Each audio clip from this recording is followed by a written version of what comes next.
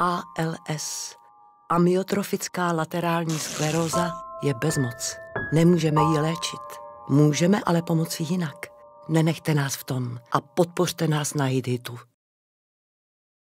Pokud žiju se skutečným partnerem, tak věřím, že se o mě postará až do poslední chvíle. Protože víme, že jako není žádný, že není lék, není cure vůbec na to. Já si myslím, že nikdo si nedokáže představit, co všechno se mu obrátí vzhůru nohama. To tisíce, možná miliony myšlenek v momentě, kdy zjistíte takto zásadní zprávu. Já vůbec nemám rád bezmoc a myslím si, že tahle nemoc je příkladná jako na tu bezmoc, takže neznám asi nic děsivějšího.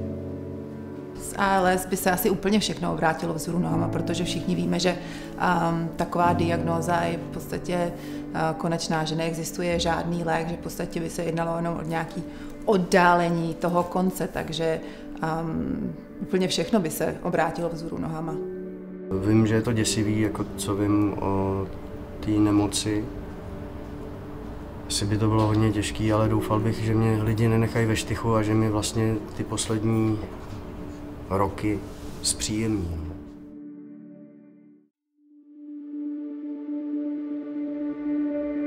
Ahoj, já jsem Lucia, pracuji jako neurolog a s ALS nemocí se téměř denně setkávám. Nemoc odstaví člověka postupně od jeho práce, koníčků, běžných činností, rodiny i blízkých. Často postihuje i mladé lidi a může skutečně postihnout kohokoliv z nás.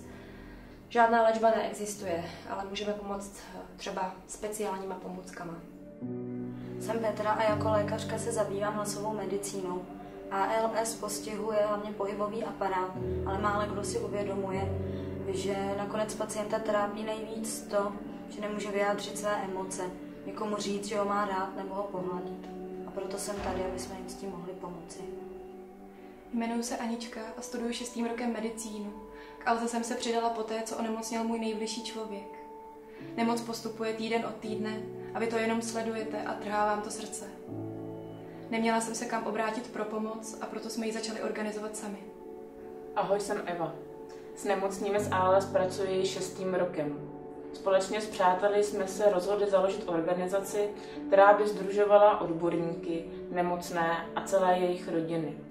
Dojíždíme za pacienty po České republice, scháníme jim potřebné pomůcky, asistenty, dobrovolníky, ale je nás málo. Potřebujeme, aby nás bylo víc.